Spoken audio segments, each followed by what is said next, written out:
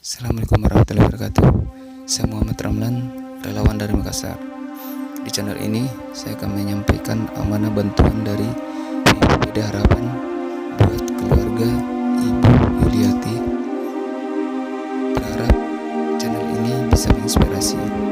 So, jangan lupa subscribe, like, dan tulis komentar di bawah.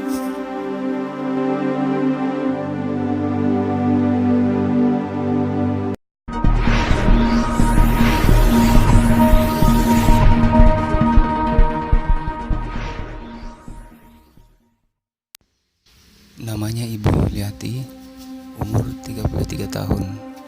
Sudah setahun Ibu Yuliati ditinggal mati oleh suaminya. Sehari-hari Ibu Yuliati berjualan bunga untuk